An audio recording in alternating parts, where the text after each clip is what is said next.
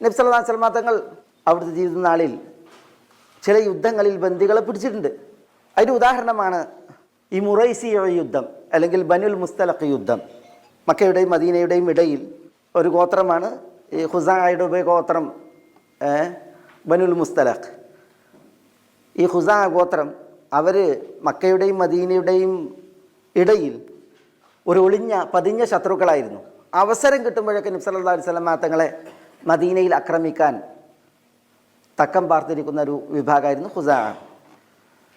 അങ്ങനെ നബി സല്ലല്ലാഹു അലൈഹി വസല്ലം തങ്ങൾക്ക് അവരോട് യുദ്ധം ചെയ്യേണ്ടി വന്നു. ബനുൽ മുസ്തലഖിനോട് അവരുടെ നാട്ടിൽ പോയിട്ട് യുദ്ധം ചെയ്ത് അവരെ നബി സല്ലല്ലാഹു അലൈഹി വസല്ലം തങ്ങൾ ബന്ദികളായിട്ട് പിടിച്ചു.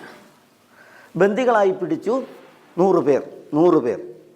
പിന്നെയാണ് അവിടെയുള്ള ബനുൽ മുസ്തലഖിൻ്റെ നേതാവ് അൽ ഹാരിസുൽ ഖുസാഇയുടെ മകൾ ജുവൈരിയയെ റസൂലുള്ളാഹി സ്വല്ലല്ലാഹു അലൈഹി വസല്ലം തങ്ങൾ വിവാഹം കഴിക്കുന്നത്. ആ വിഷയം നമുക്കിനി ഇതിൽ വരും, വിശദമായിട്ട് വരും.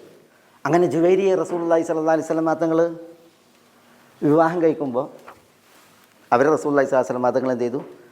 മോചനദ്രവ്യം നൽകി മോചിപ്പിച്ച് ഈ ബന്ദികളുടെ കൂട്ടത്തിൽ നിന്ന് പിന്നെ റസൂലുള്ളാഹി സ്വല്ലല്ലാഹു അലൈഹി വസല്ലം തങ്ങൾ അവർ വിവാഹം കഴിച്ച്.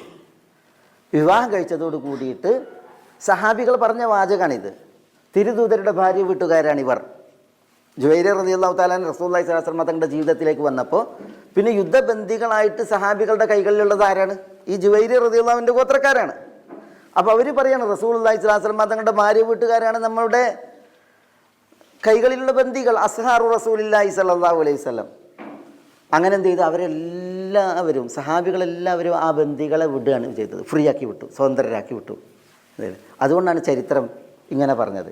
സ്വന്തം ജനതയ്ക്ക് മഹദിയോളം, മഹദി ജുവൈരിയ ബിന്തുൽ ഹാരിസ് അൽ മുസ്തലഖിയ അൽ ഖുസാഇയയോളം അനുഗ്രഹീതയായ ഒരു സ്ത്രീയെയും ഞങ്ങൾ കണ്ടിട്ടില്ല. കാരണം ബനുൽ മുസ്തലഖിലെ 100 ആളുകളാണ് മോചിക്കപ്പെട്ടതെന്നാണ്. എല്ലാ ബന്ദികളെയും മുസ്ലിമീങ്ങൾ എന്ത് ചെയ്തു? മോചിപ്പിച്ചു.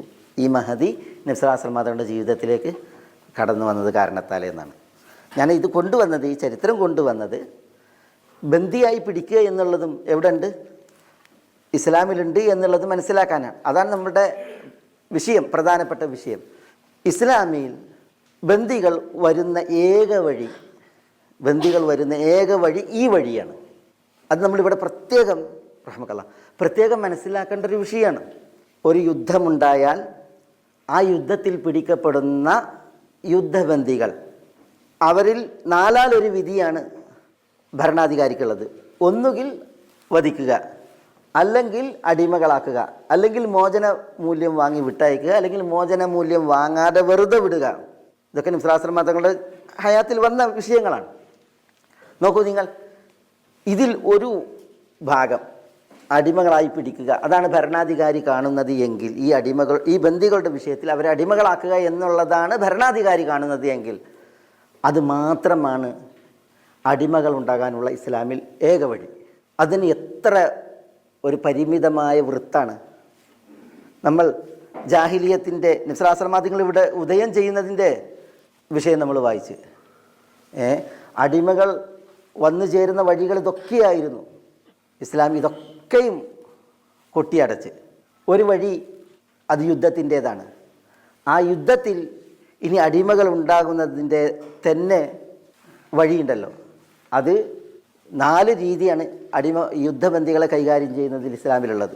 ഭരണാധികാരി കാണുകയാണ് ഇവരെ അടിമകളാക്കി വെക്കലാണ് ഉചിതം എങ്കിൽ അപ്പോൾ മാത്രമാണ് ഈ അടിമകൾ ഉണ്ടാകുന്ന അവസ്ഥ. ഒരിക്കലും ബന്ദികളെ മുഴുവൻ കൊന്നൊടുക്കുന്നത് ഇസ്ലാമികല്ല. അല്ലെങ്കിൽ ഇവരെ ഒന്നടങ്കം ബന്ധനങ്ങളിൽ, ചങ്ങലകളിൽ അടിമകളാക്കി നിത്യമായി അടിമകളാക്കി തുടർത്തുക എന്നുള്ളത് ഇസ്ലാമികല്ല. അടിമകളാക്കി പിടിക്കുക എന്നുള്ളൊരു വിഷയം ഇസ്ലാമിലുണ്ട്. അതാണ് ഇസ്ലാമിൽ അടിമകൾ ഉണ്ടാകാനുള്ള ഏക വഴി. ഇനി ഈ അടിമകൾ അവരുണ്ടായാൽ അവരെങ്ങനെ കൈകാര്യം ചെയ്യണം?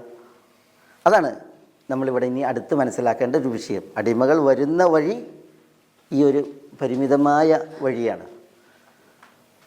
അങ്ങനെ അടിമകൾ ഉണ്ടായാൽ ആ അടിമകളോട് എങ്ങനെ അതാണ് ഇനി നമുക്കിവിടെ ഇതിൽ തുടർന്ന് മനസ്സിലാക്കാനുള്ളത്.